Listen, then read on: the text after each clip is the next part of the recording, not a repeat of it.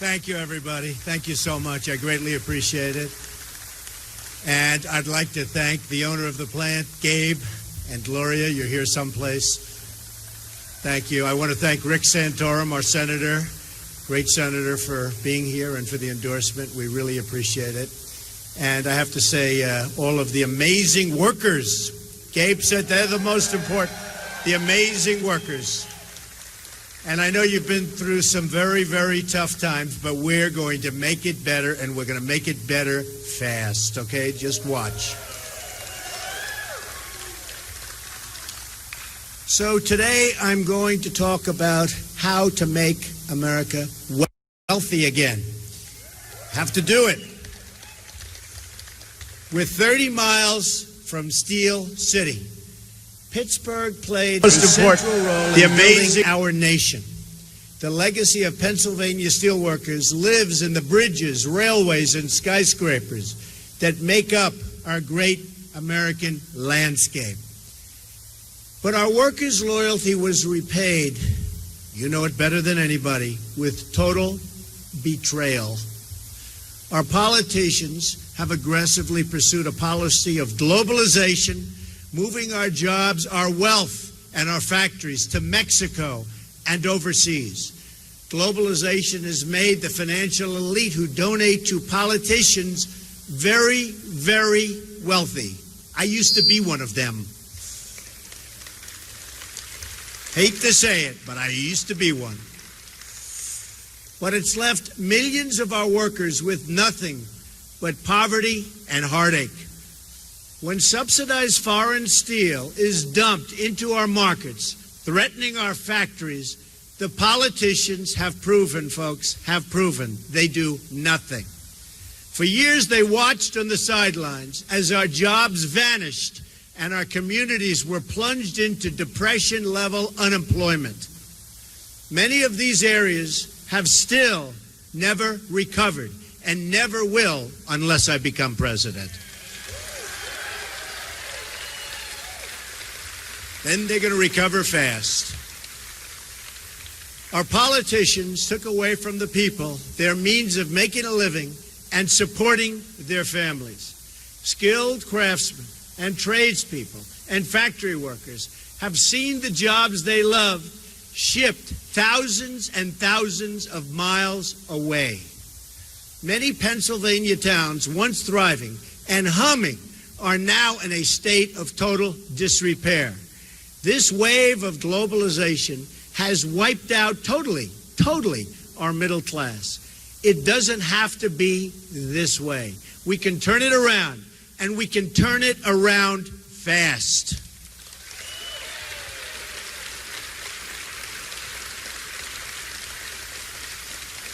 But if we're going to deliver real change, we're going to have to reject the campaign of fear and intimidation being pursued by powerful corporations, media elites, and political dynasties.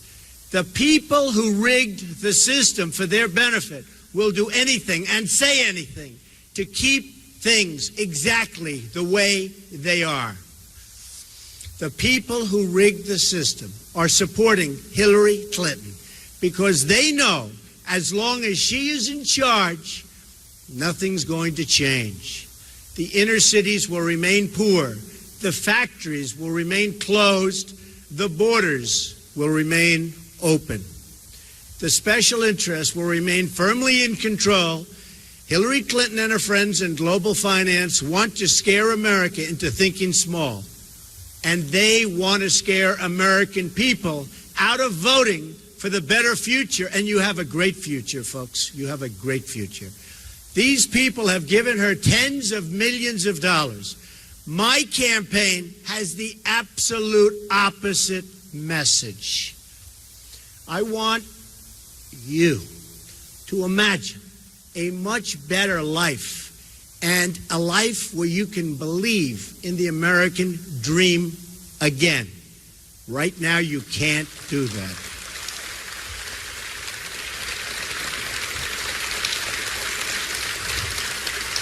I want you to imagine how much better our future can be if we declare independence from the elites who led us from one financial and foreign policy disaster to another. Our friends in Britain recently voted to take back control of their economy, politics, and borders.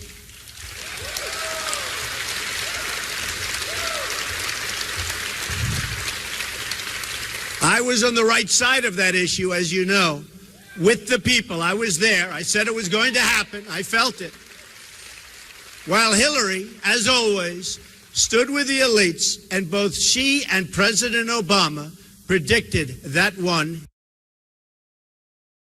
voted to take back control of their economy, politics, and borders.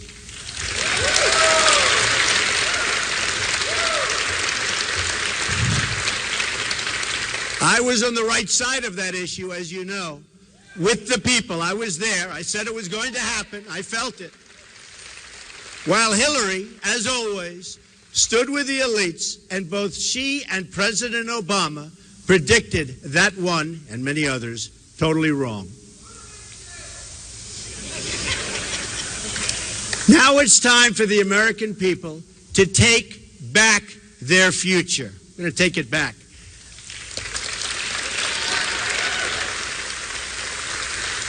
That's the choice we face. We can either give in to Hillary Clinton's campaign of fear, or we can choose to believe again in America.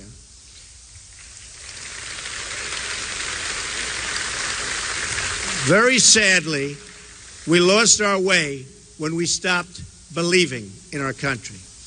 America became the world's dominant economy by becoming the world's dominant producer. You know that from right here, right in this plant.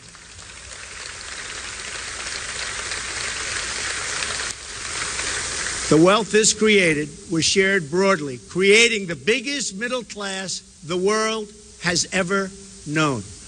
But then America changed its policy from promoting development in America, in America, to promoting development in other nations. That's what's happening, and that's what's happened. We allowed foreign countries to subsidize their goods, devalue their currencies, violate their agreements, and cheat in every way imaginable. And our politicians did nothing about it. Trillions of our dollars and millions of our jobs flowed overseas as a result. I have visited cities and towns across this country where a third or even half of manufacturing jobs have been wiped out in the last 20 years. Today we import nearly 800 billion more in goods than we export. Can't continue to do that. This is not some natural disaster. It's a political and politician-made disaster. Very simple. And it can be corrected. And we can correct it fast when we have people with the right thinking right up here. It is the consequence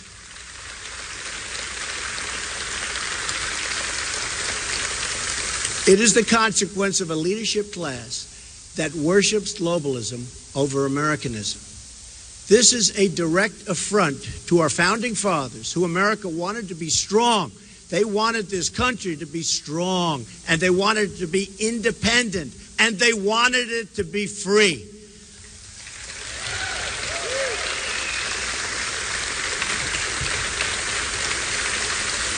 Our founding fathers understood trade much better than our current politicians, believe me. George Washington said that the promotion of domestic manufacturing will be among the first consequences to flow from an energetic government. Alexander Hamilton spoke frequently of the expediency of encouraging manufacturing in the United States.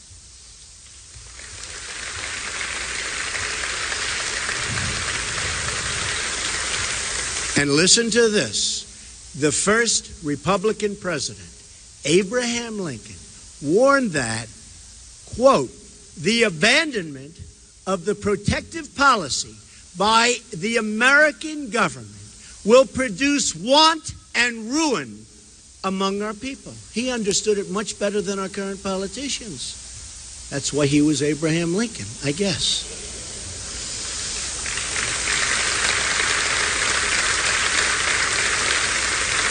Our original Constitution did not even have an income tax. Instead, it had tariffs emphasizing taxation of foreign, not domestic, production. Yet today, 240 years after the revolution, we've turned things completely upside down. We tax and regulate and restrict our companies to death, and then we allow foreign countries that cheat to export their goods to us tax-free. How stupid is this? How can it happen? How stupid is this? As a result, we have become more dependent on foreign countries than ever before. Ladies and gentlemen, it's time to declare our economic independence once again. That means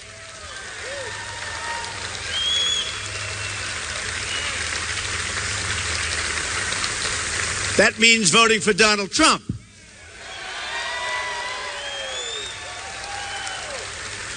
I'll do it, no doubt about it, not even a little doubt. It also means reversing two of the worst legacies of the Clinton years. America has lost nearly one-third of its manufacturing jobs since 1997. Even as the country has increased its population, think of this, by 50 million people. At the center of this catastrophe are two trade deals pushed by Bill and Hillarty Clinton. First, the North American Free Trade Agreement, or the disaster called NAFTA. Second, China's entry into the World Trade Organization. NAFTA was the worst trade deal in the history. It's like the history of this country. And China's entrance into the World Trade Organization has enabled, and Hillary Clinton, who backed that terrible, terrible agreement. Then, as Secretary of State, Hillary Clinton stood by idly while China cheated on its currency, added another $1 trillion to our trade deficits, and stole hundreds of billions of dollars in our intellectual property.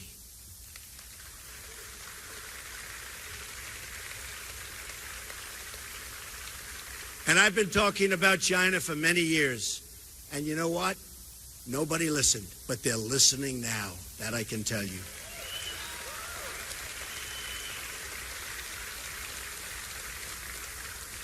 The city of Pittsburgh and the state of Pennsylvania have lost one-third of their manufacturing jobs since the Clintons put China into the WTO. 50,000 factories across America have shut their doors in that time. And this factory, because of your great owners, Gabe and Gloria, it's hanging in, hanging in. But they just told me it's not easy. Almost half of our entire manufacturing trade deficit in goods with the world is a result, and it's the result, of trade with China. It was also Hillary Clinton, as Secretary of State, who shoved us into a job-killing deal with South Korea. As reported by the Economic Policy Institute in May, this deal doubled our trade deficit with South Korea and destroyed nearly 100,000 American jobs. As Bernie Sanders said, Hillary Clinton voted for virtually every trade agreement that has cost the workers of this country millions of jobs.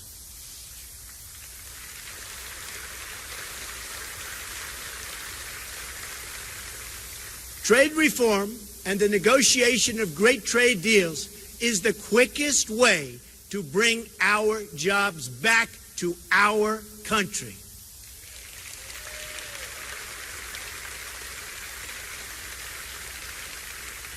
To understand why trade reform creates jobs, and it creates a lot of them, We need to understand how all nations grow and prosper.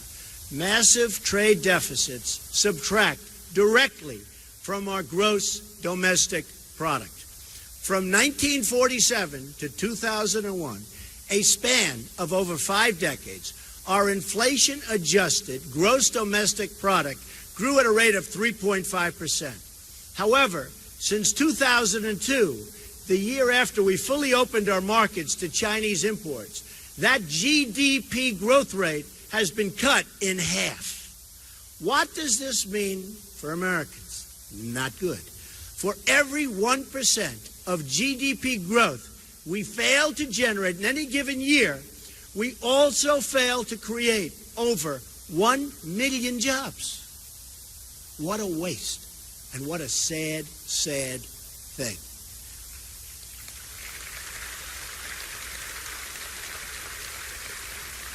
America's job creation deficit, due to slower growth since 2002, is well over 20 million jobs.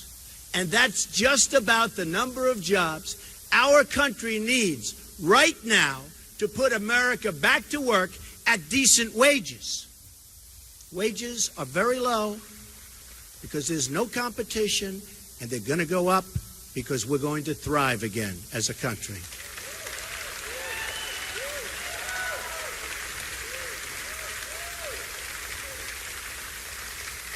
The Trans-Pacific Partnership is the greatest danger yet.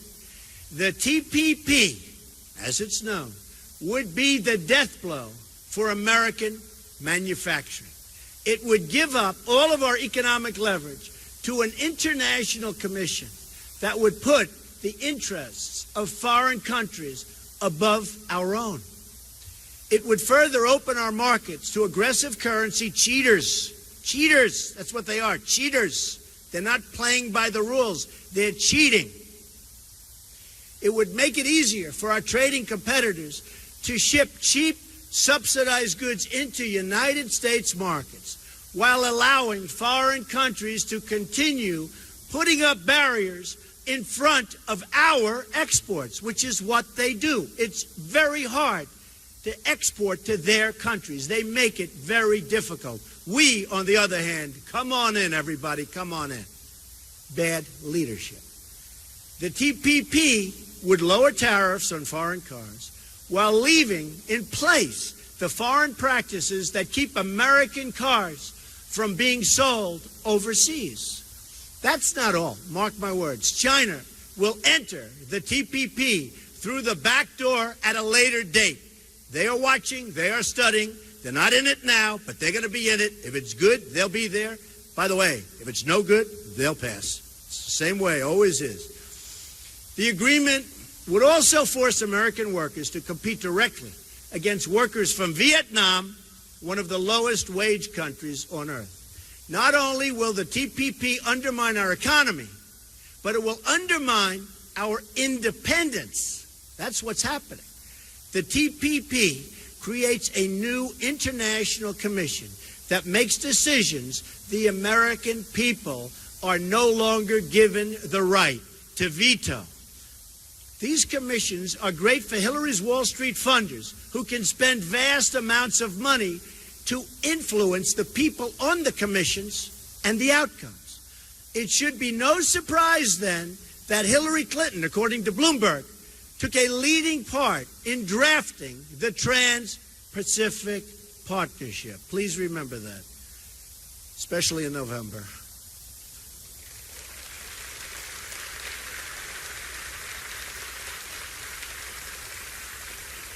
She praised or pushed the TPP on 45 separate occasions and even called it the gold standard. Hillary Clinton was totally for the TPP just a short while ago, but when she saw my stance, which is totally against, she was shamed into saying she would be against it too. And I will tell you, it was the same shame that she had recently where she was sort of forced into saying radical Islamic terrorism, which she didn't want to say, but she was shamed into that one.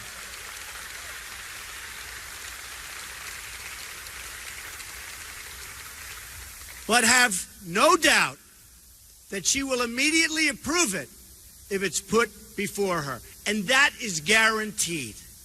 Guaranteed.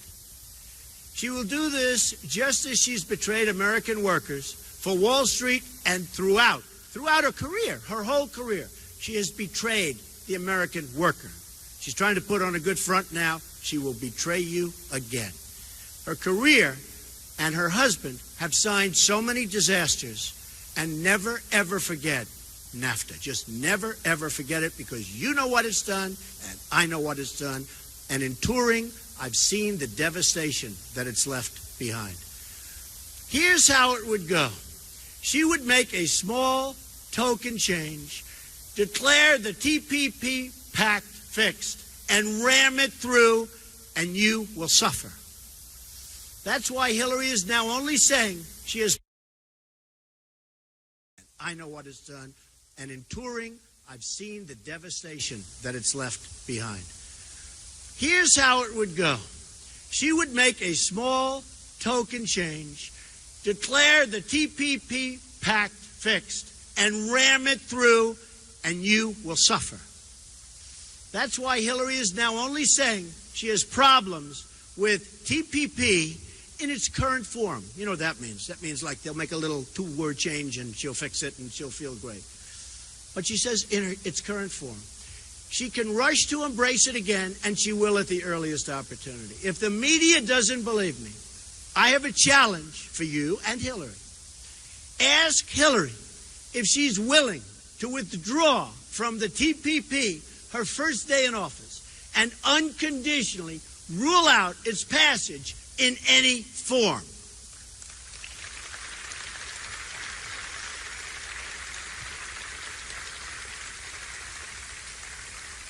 There is no way to fix TPP.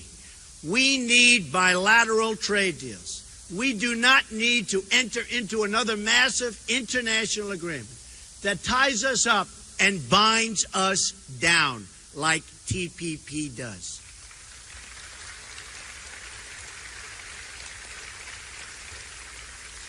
A Trump administration will change our failed trade policies, and I mean quickly.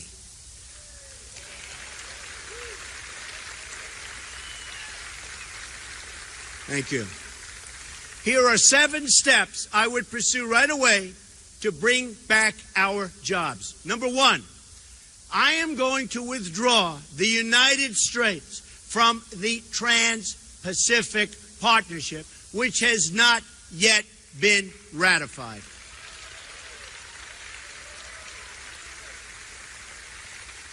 I'm going to appoint the toughest and smartest, and I know them all, trade negotiators to fight on behalf of American workers.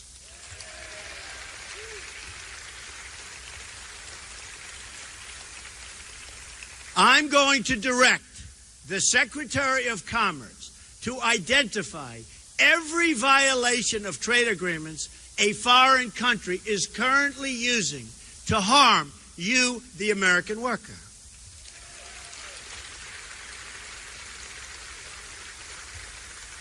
I will then direct all appropriate agencies to use every tool under American and international law to end these abuses. And abuse is the right word.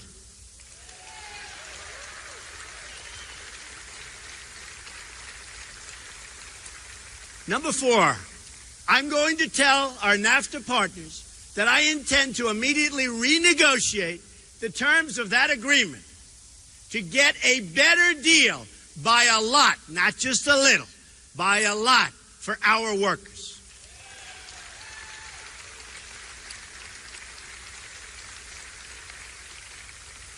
And if they don't agree to a renegotiation, which they might not, because they're so used to having their own way, not with Trump, they won't have their own way, then I will submit under Article 2205 of the NAFTA agreement that America intends to withdraw from the deal.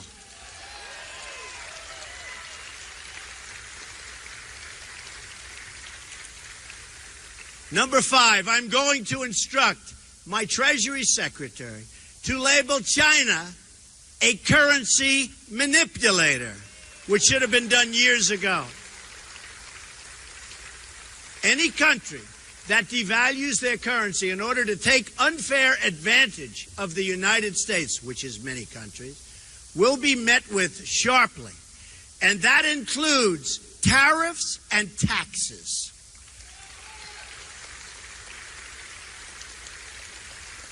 Number 6, I'm going to instruct the U.S. Trade Representative to bring trade cases against China, both in this country and at the WTO.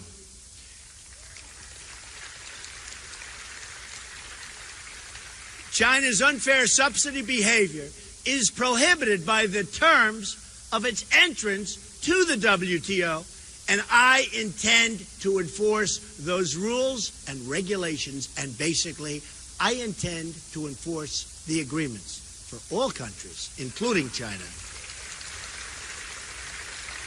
7, if China does not stop its illegal activities, including its theft of American trade secrets, I will use every lawful president. Hey, look, this is very easy. This is so easy. I love saying this.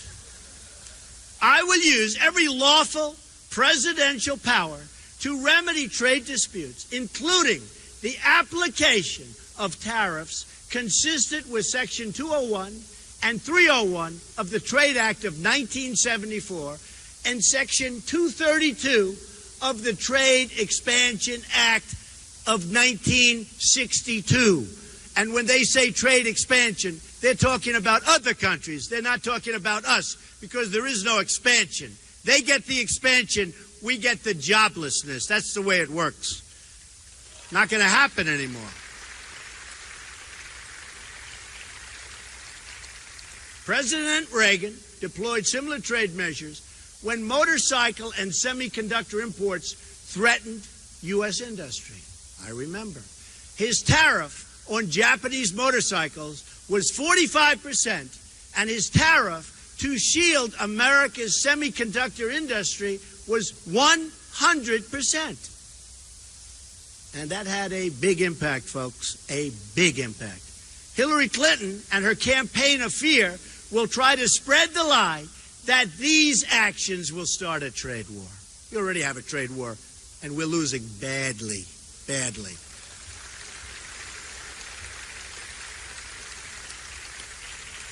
She has it completely backwards. Hillary Clinton unleashed a trade war against the American worker when she supported one terrible deal after another. From NAFTA to China to South Korea, it doesn't matter. No matter where she went, the American worker was hurt. And you will be hurt worse than ever before if she becomes President of the United States. That I can tell you.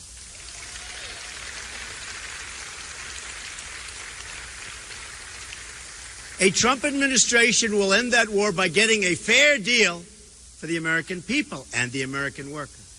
The era of economic surrender will finally be over. It'll be over. You're not going to see it anymore. Although I can't guarantee it, because after me, they'll probably start doing it again. But we will have 4 and maybe 8 great productive years, and we'll never go back, and we'll make sure we never go back.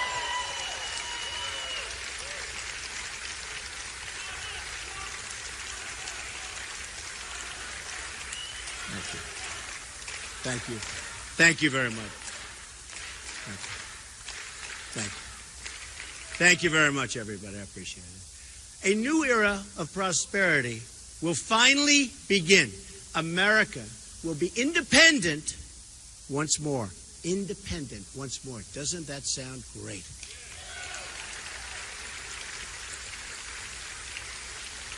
Under a Trump presidency, the American worker will finally have a president who will protect them and fight for them. We will stand up to trade cheating. Cheaters, that's what they are, cheaters. We will stand up to trade cheating. Anywhere and everywhere it threatens the American job.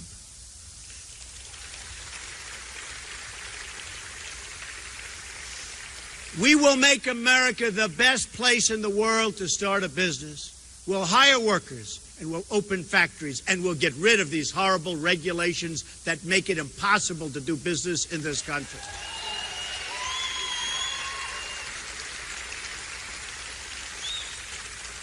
This will also include massive tax reform to lift the crushing burdens on American workers and businesses. We will also get rid of all of these rules and all of these problems and all of the bureaucracy which are destroying, absolutely destroying our job creation capacity, which we used to be the best in the world, and now we're getting close to the bottom, folks. We're getting close to the bottom. Many people think that these regulations are an even greater impediment than the fact that we are one of the highest taxed nations in the world. We're also going to fully capture America's tremendous energy capacity.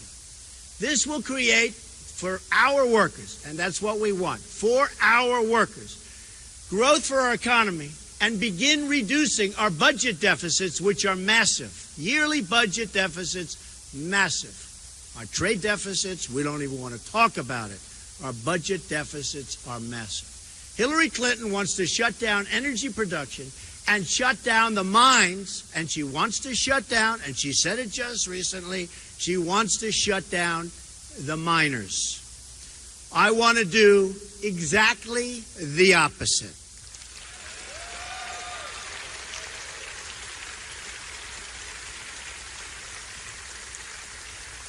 A Trump administration will also ensure that we start using American steel for American infrastructure.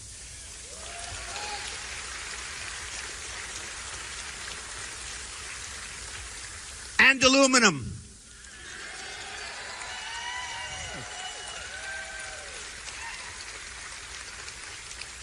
Just like the American steel from Pennsylvania that built the Empire State Building. That's what we're going to do. It built the Empire State Building. It will be American steel that will fortify America's crumbling bridges. American steel. It will be American steel. It will be American steel that sends our skyscrapers soaring, soaring into the sky. Beautiful sight. More beautiful with American steel. It will be American steel that rebuilds our inner cities. It will be American hands that remake this country, and it will be American energy mined from American resources that powers this country.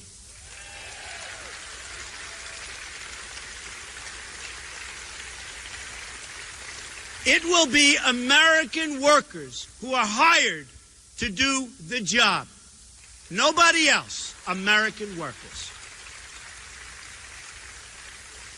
We are going to put American steel and aluminum back into the backbone of our country. This alone will create massive numbers of jobs, high-paying jobs, good jobs, not the jobs we have today, which everybody agrees are bad jobs. We're going to create massive numbers of good jobs. On trade, on immigration, on foreign policy, we are going to put America first again.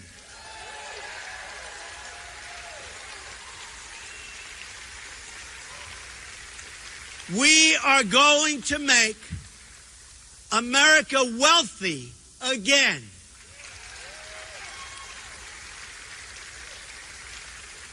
We are going to reject Hillary Clinton's policy of fear and her policy of absolute nonsense, because it's not working and it's grossly incompetent and we can't take it any longer, and we're not going to take it any longer.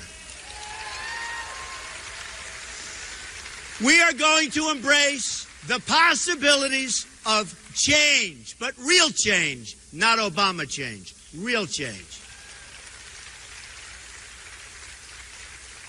It's time to believe in the future. It's time to believe in each other. It's time to believe in America again. This is how we are going to make America great again for all Americans. For all Americans.